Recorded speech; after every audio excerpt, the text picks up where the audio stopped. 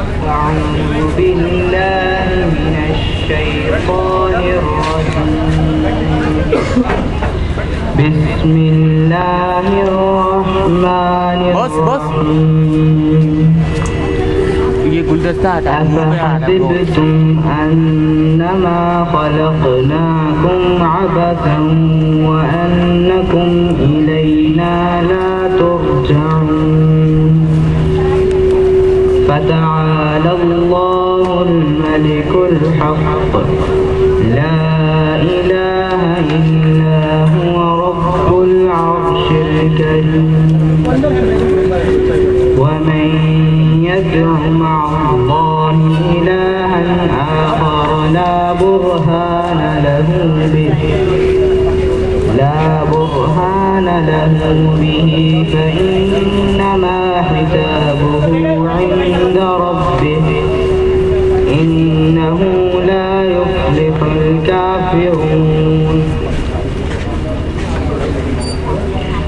وقل رب اغفر وارحم وأنت خير الراحمين صدق الله العظيم. جزاک اللہ. بہت شکریہ. خوبصورت نظم نعیم بھائی نے لکھی جو اس وقت ہمارے درمیان موجود ہیں.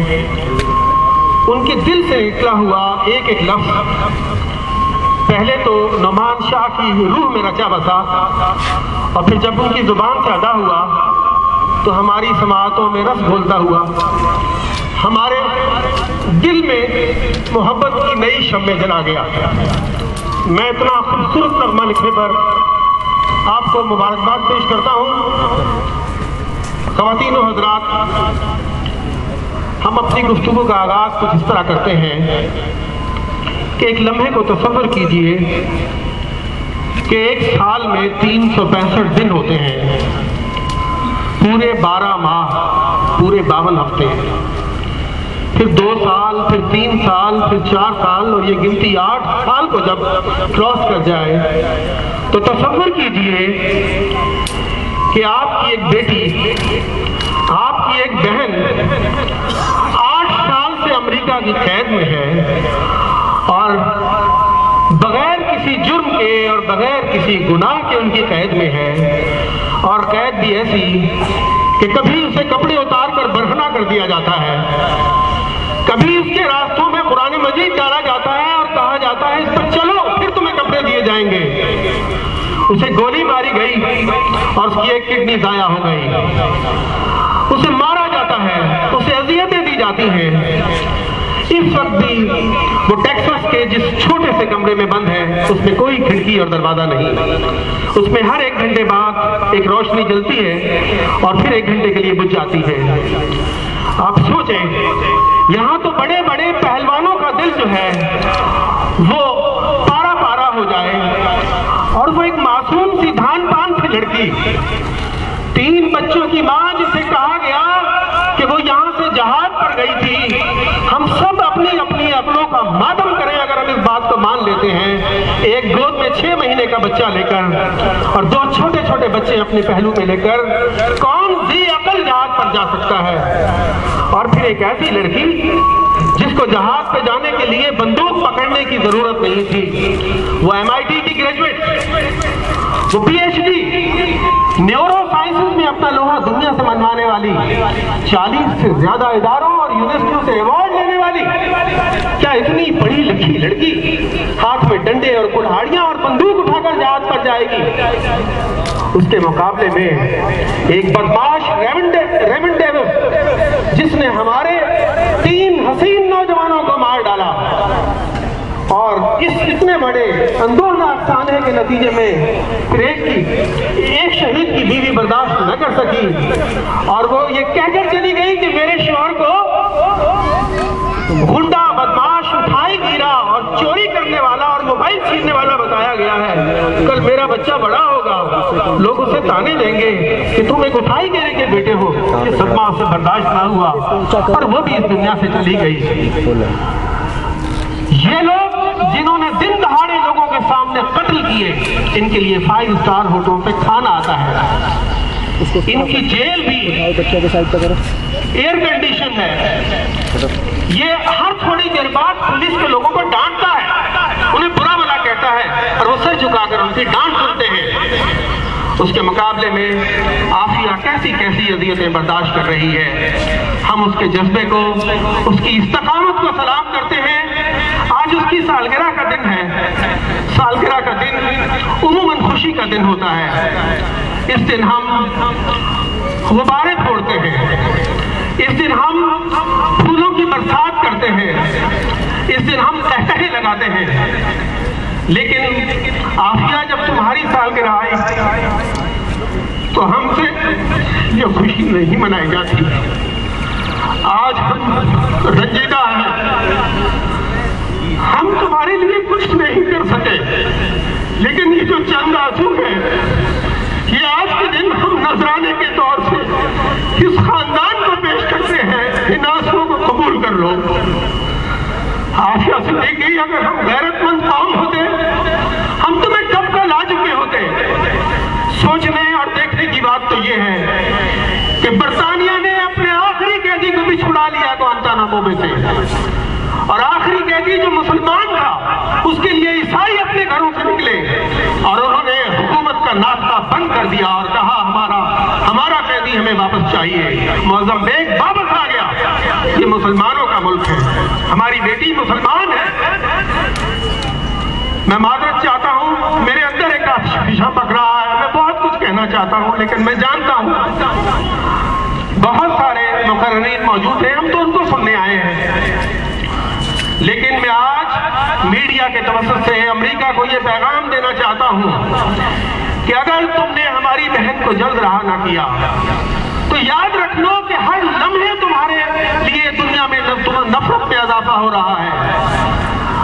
پاکستانی نوجوان، پاکستانی عوام اور پاکستان کے لوگ تم سے شدید نفرت کرتے ہیں، اور یہی نفرتیں ہیں جنہوں نے بڑی بڑی امپائر کو نیچے گرا دیا اور راؤنڈ ڈالا، اور انشاءاللہ یہ امپائر بھی گرے گی۔ میں عافیہ صدیقی کی فیملی کو یقین دلاتا ہوں کہ ہماری تو کوئی حیثیت نہیں، ہم ایک کارکن کی حیثیت سے یہاں آتے ہیں، لیکن ہم دامے درہمے قدمے سخنے جو ہم سے بن پڑے گا ہم آپ کو پیش کریں گے۔ رات کی اندھیروں میں ہمیں آواز دے کے دیکھیے گا، ہم پیچھے نہیں ہٹیں گے۔ ہم عافیہ کے غیرت مند بھائی ہیں، ہم آخری لمحوں تک لڑیں گے، اور میں آپ سب کو بھی یہی کہتا ہوں کہ آج کی تقریب کا مقصد بھی یہ ہے، یہ سالگرہ نہیں ہے، یہ یوم عزم ہے، اور میں آپ سب سے یہی کہنا چاہتا ہوں کہ ایک عزم کی شمع دلوں میں جلائے رہیے، کیونکہ اگر عافیہ کا ایشو میڈیا پر زندہ رہے گا تو اس کی واپسی کا امکان بھی زندہ رہے گا، اور اگر یہ ایشو ڈیڈ ہو گیا یا مر گیا تو عافیہ کے آنے کے امکان ختم ہو جائیں گے۔ اس لیے میرے عزیزوں، اپنے گھر والوں، اپنے دوستوں، اپنے احباب اور اپنے اہل محلہ تک یہ پیغام پہنچائیے کہ جتنا حصہ ڈال سکتے ہو ڈالو، کبھی کسی پروگرام میں آ جایا کرو، کبھی ہفتوں میں 1-2 گھنٹے دے دیا کرو اس فیملی کو۔ مجھے یقین ہے کہ ہماری اور آپ کی طاقت مل کر ایک بڑی تبدیلی کا باعث بنے گی۔ میرے لیے آج خوشی کی بات یہ بھی ہے کہ عموماً سیاسی پارٹیاں اختلافات کی وجہ سے قریب نہیں آنے پاتی، لیکن عافیہ کا نام ہے جس نے آج مختلف سیاسی پارٹیوں کو یہاں پر جمع کر دیا ہے، اور سب لوگ اپنی اپنی باتیں بلا کر عافیہ کی خاطر یہاں آئے ہیں۔ میں MQM کا دل سے شکر گزار ہوں۔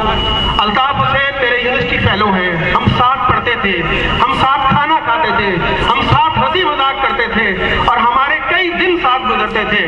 میں الطاف بھائی کا شکر گزار ہوں کہ انہوں نے عافیہ فیملی کا ساتھ دیا اور بندر روڈ پر ایک اتنا بڑا پروگرام کیا کہ اس کی نظیر نہیں ملتی۔ میں جماعت اسلامی کا شکر گزار ہوں کہ پہلے دن سے لے کر آج تک جماعت اسلامی نے عافیہ کا ساتھ دیا اور بہت ساتھ دیا۔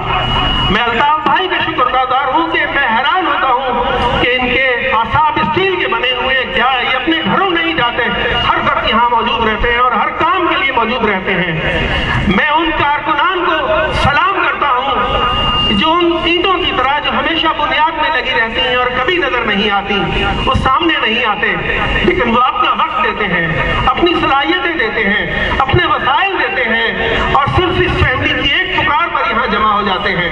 یہ سب بڑے لوگ ہیں، اور دنیا میں بڑی تبدیلی تبدیلیاں ان بڑے لوگوں کی وجہ ہی سے آتی ہیں۔ میں آپ سب کا بہت شکریہ ادا کرتا ہوں اور پروگرام کو آگے بڑھاتا ہوں۔ سب سے پہلے جی